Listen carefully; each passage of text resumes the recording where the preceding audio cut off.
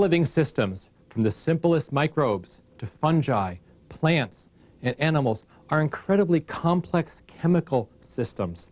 They're designed to perform the essential tasks of growth, development, reproduction, and response to changes in the external environment. In the last lecture, we saw that all the species in all 5 kingdoms of life, or 6 kingdoms of life, depending on how you want to count it, are extraordinarily complex chemical systems that have evolved remarkable strategies for survival. Yet complex systems are often built from relatively simple parts, and life is no exception. One of the surprising discoveries of biology is that all known life forms are based on the same types of chemical building blocks, the same reactions. They produce the same kinds of molecular structures. In fact, all living things are made from versatile carbon-based molecules. In this lecture, the 45th of our series, I return to the rich field of organic chemistry, the chemistry of carbon. And I have 2 objectives.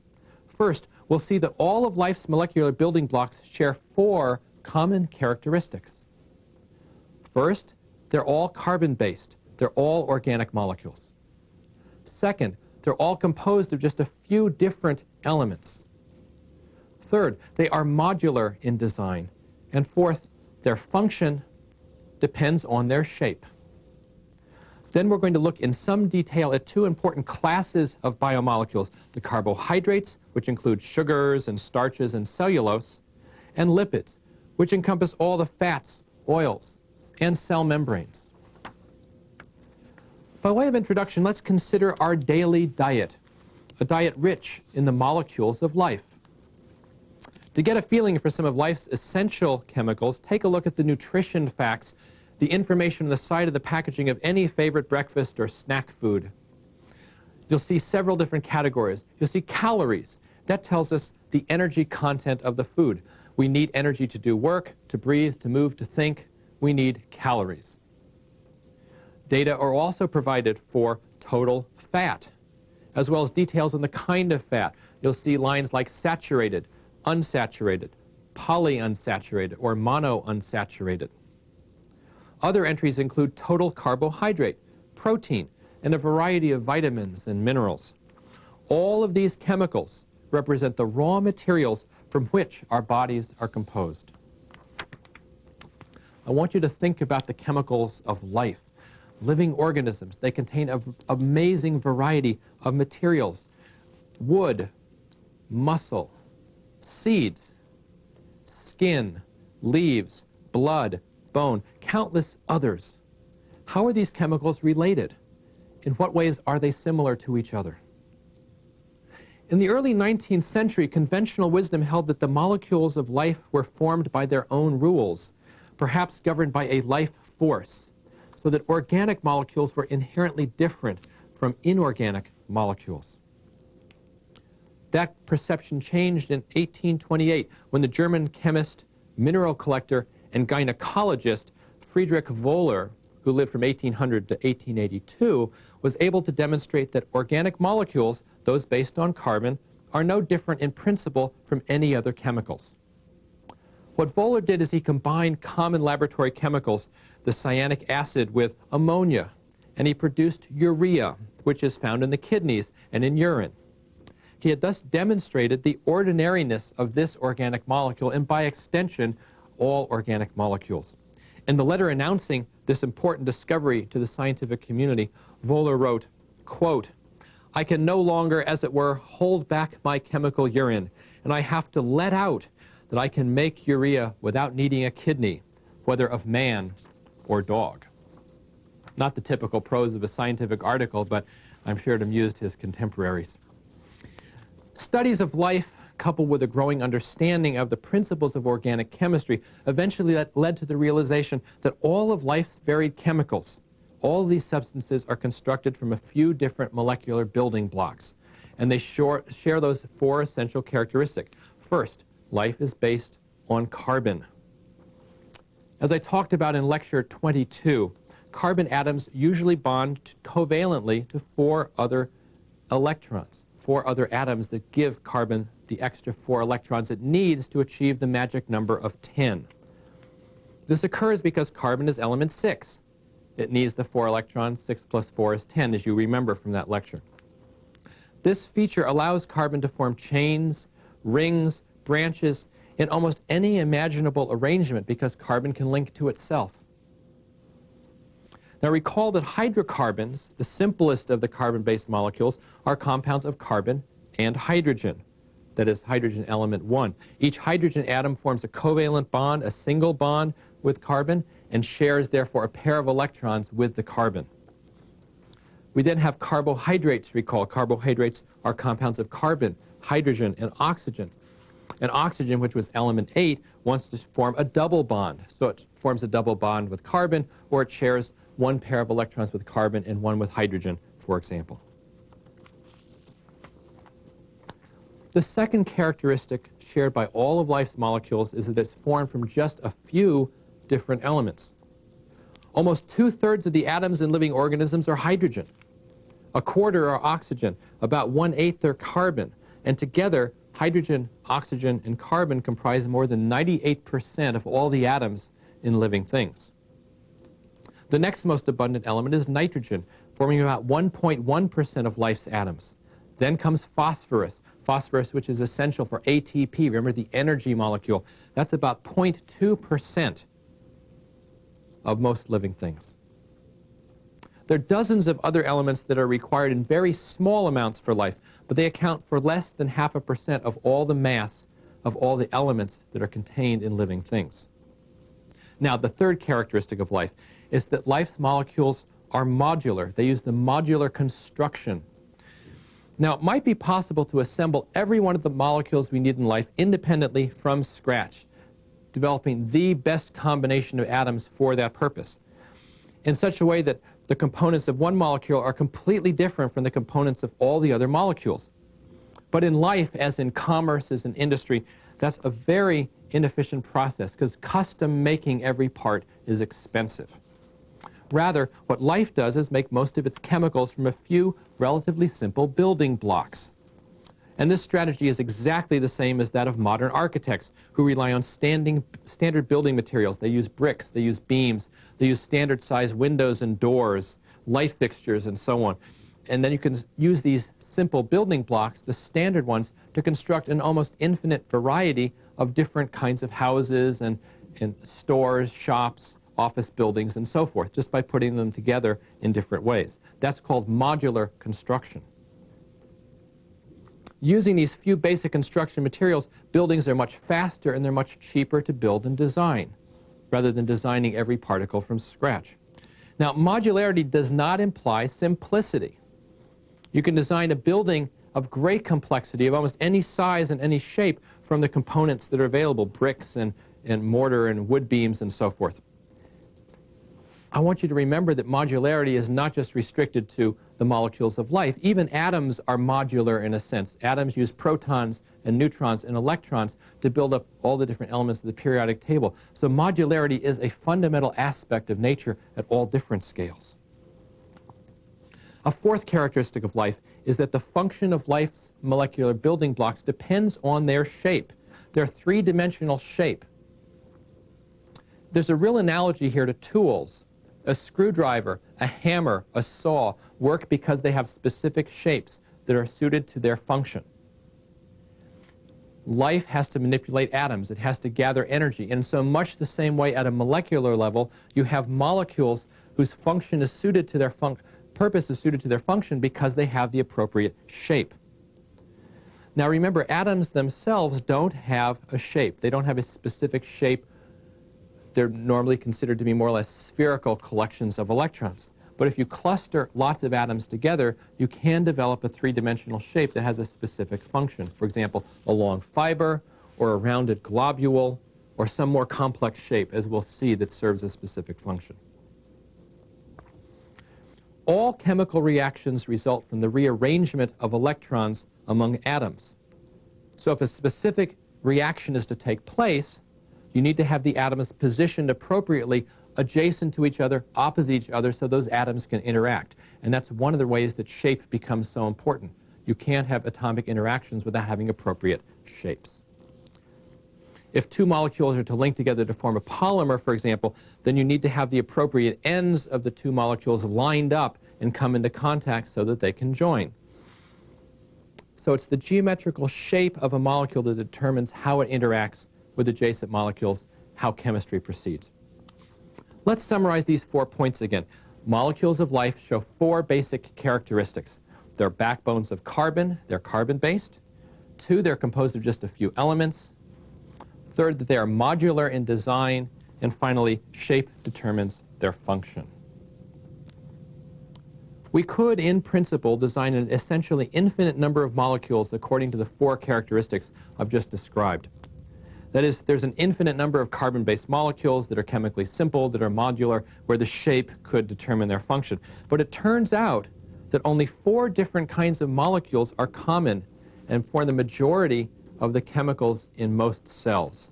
These 4 kinds of molecules are carbohydrates, lipids, proteins, and nucleic acids. I'm going to consider the carbohydrates and the lipids in this lecture and focus on the proteins in the next lecture. Carbohydrates. Carbohydrates are composed of carbon, hydrogen, and oxygen, and they're the most abundant biomolecules on Earth. This is because carbohydrates form most of the physical structures, the support structures in plants. These molecules are synthesized by plants from water and CO2, and they play lots of different roles in living things. The commonest of the carbohydrates are sugars, which typically have a simple ring-like structure with 5, 6, or 7 carbons. You can buy boxes of sugar, and these are simply carbon-based molecules that have 5 or 6 or 7 molecules in a ring. They're composed of hydrogen, carbon, and oxygen, and these molecules contain lots of energy. The simplest sugar molecules are called monosaccharides. That's a word meaning one sugar. You may remember the word saccharin, which implies sweetness. It has the same Greek root in both the word saccharin and, of course, monosaccharide. The most abundant of these sugars in nature is the 6th carbon sugar called glucose, which we met in the last lecture. Like most sugars, it has a ratio of atoms of 1 to 2 to 1 of carbon to hydrogen to oxygen. So twice as many hydrogens as carbons and oxygens. Now recall that glucose molecules play a central role in metabolism of cells. Plants synthesize glucose by the process of photosynthesis, which uses sun's radiant energy to transform water plus CO2 into glucose plus a little bit of oxygen. And then both plants and animals use the energy of glucose to make ATP. The energy of glucose is released by oxidizing the sugar molecules to release CO2 and water in the process of respiration. Now, there are dozens of other monosaccharides. They're found in all kinds of living things, both as isolated molecules and also linked together to form larger structures, as we'll see. You often have 2 sugars linked together to form a disaccharide, or 2 sugars. Maltose is formed from 2 glucose molecules linked together. Sucrose, or common cane sugar, is formed from the disaccharide with 1 glucose molecule and another 6 carbon molecule, fructose. So 2 different kinds of sugars linked together to form cane sugar. Disaccharides form by a process of condensation polymerization.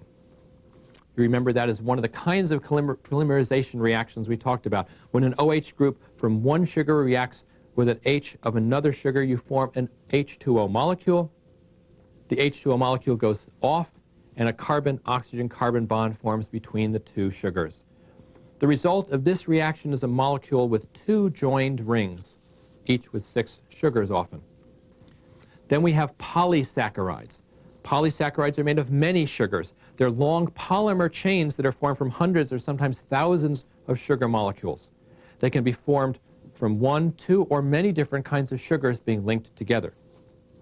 Well, there are lots of common polysaccharides, but the 2 most important ones are called cellulose and starch. I know you've heard of these 2. They're both important part of diets, and they're both synthesized by plants from glucose.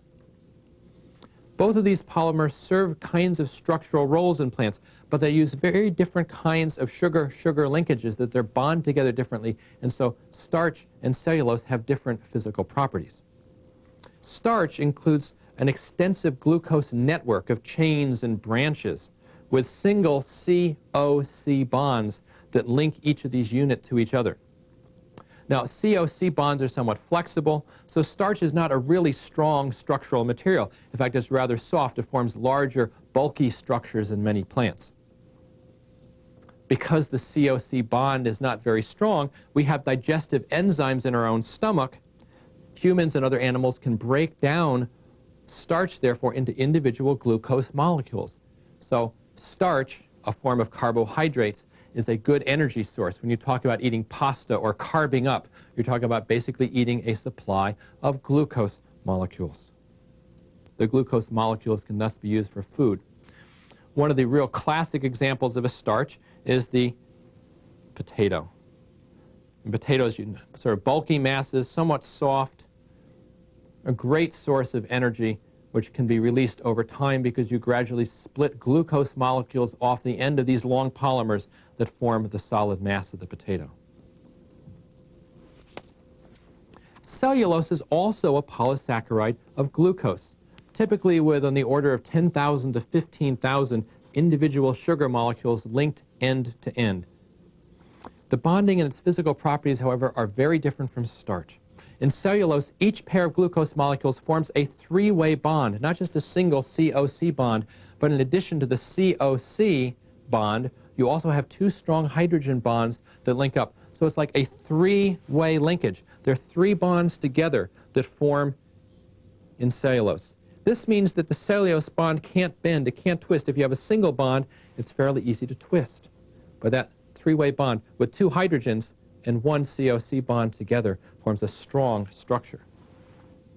As a result, cellulose provides a rigid structural material for all kinds of plants, tree trunks, plant stems, grass, leaves, and other vegetable material. Cellulose finds many applications in our daily lives as a result. Paper, wood, straw, cotton. These are all forms of cellulose that have structural strength and therefore can be used in various ways in our environment.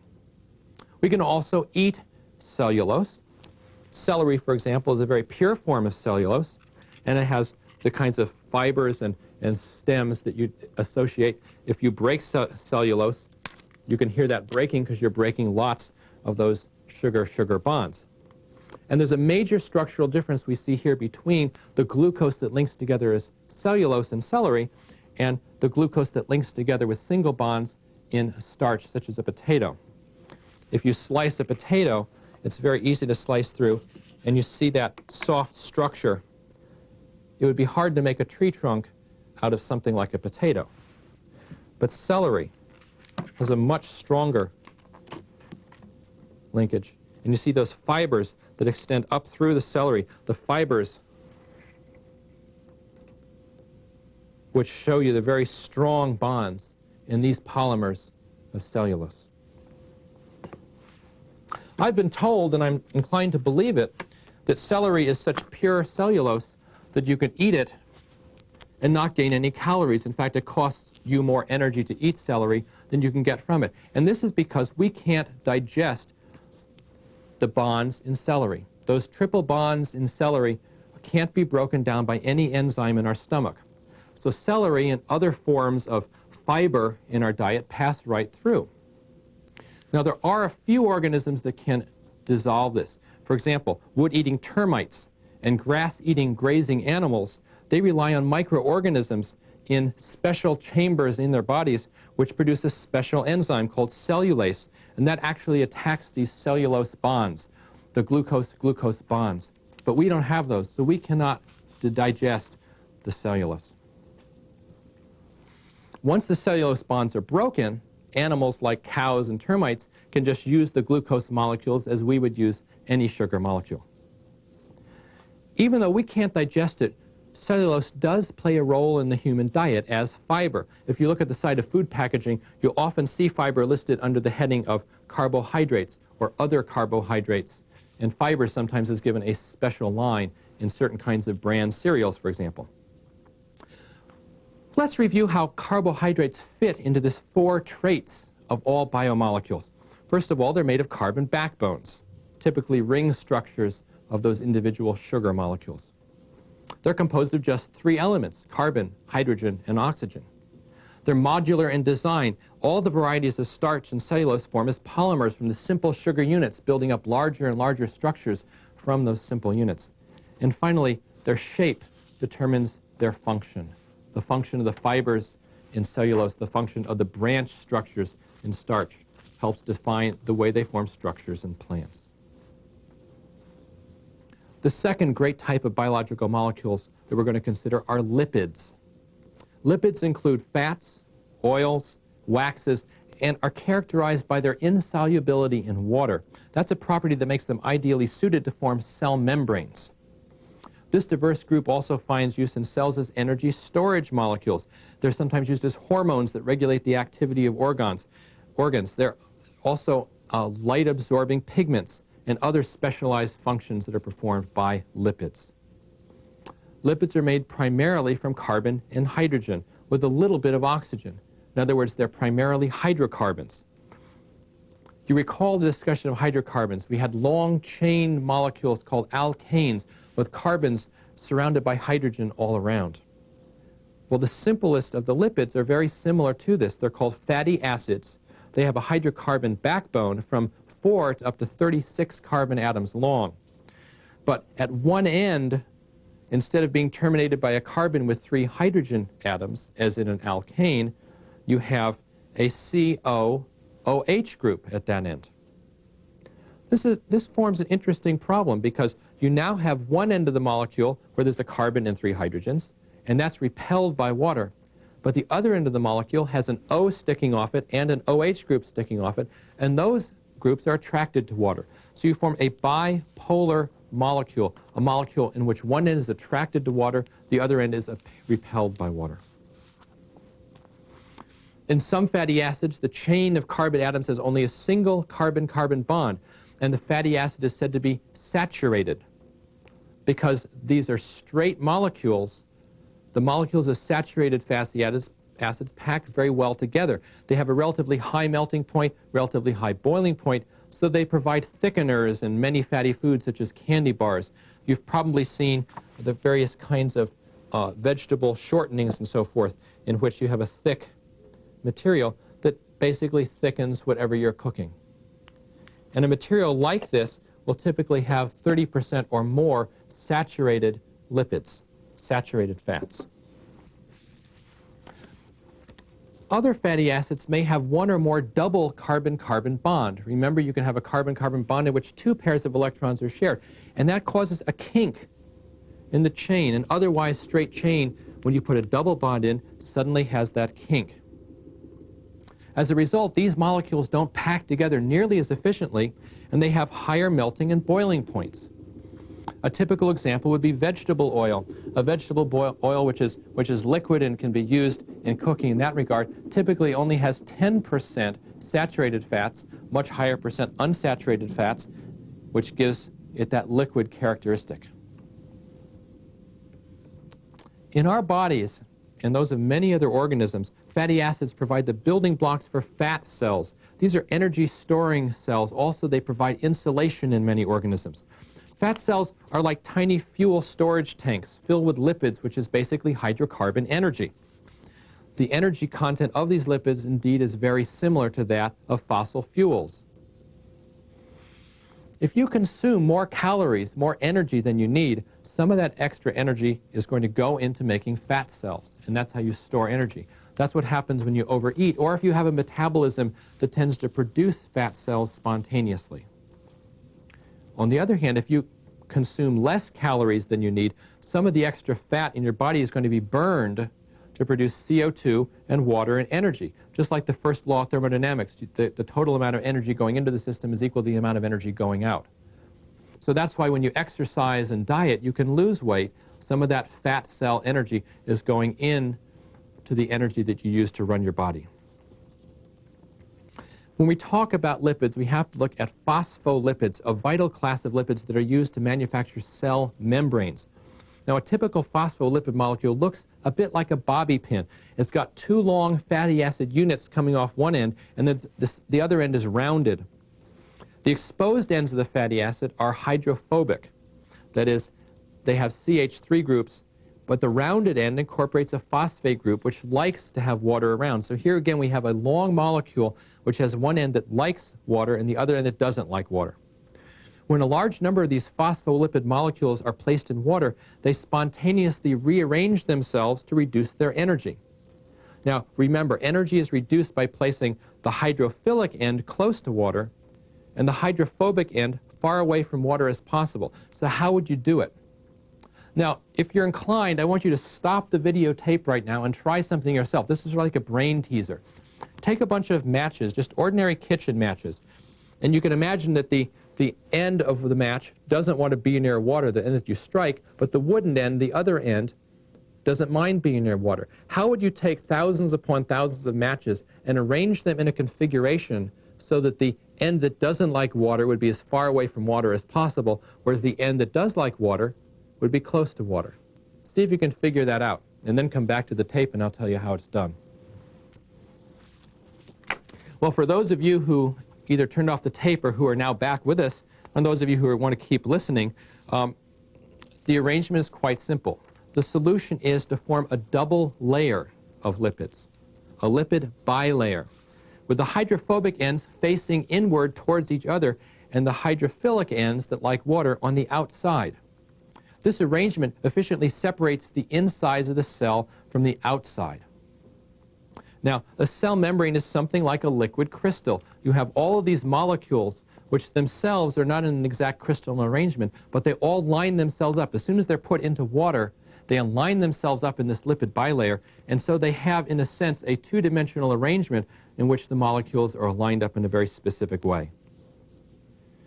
Well, this is a very brief overview. It gives you only a hint at the remarkable complexity and the adaptability of lipids. But let me give you one example.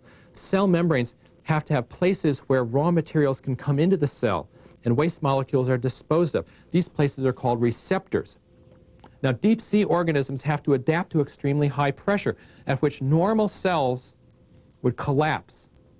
So how do you make a cell membrane that can hold receptors, these openings, that won't be crushed under high pressure? What happens in high-pressure organisms is remarkable. It turns out that deep-sea phospholipids have more carbon-carbon double bonds. That is, they have more of those kinks that make it harder to focus the cells together. So if you have, for example, two matches, they line up nicely next to each other. But if you would like to make them spread farther apart, you can slightly break each match, and then they don't fit together quite so closely, and so at high pressure, you keep your openings more wide apart. And that's how they do it. Carbon-carbon double bonds in the high-pressure form. Well, let's summarize how lipids conform to the four key characteristics of biomolecules. They're made of carbon backbones, typically straight or kinked chains. They're composed primarily of carbon and hydrogen, with a few atoms of oxygen thrown in for good measure. Once in a while, a phosphorus, maybe something else, but primarily carbon and hydrogen. They're modular in design. Cell membranes, for example, are assemblies of huge numbers of individual phospholipid molecules. And once again, the shape of these molecules determines their function. Well, in summary, we've seen that the molecules of life share these four essential characteristics. All the molecules of life are constructed with carbon backbones. All of them are made from just a few different elements. All of them are modular in design. All of them have shapes that determine their function. We also introduced two great classes of biomolecules, the carbohydrates, including sugars, starch, and cellulose, and the lipids, including fats, oils, and cell membranes. In the next lecture, we'll focus on the wonderfully diverse molecules called proteins.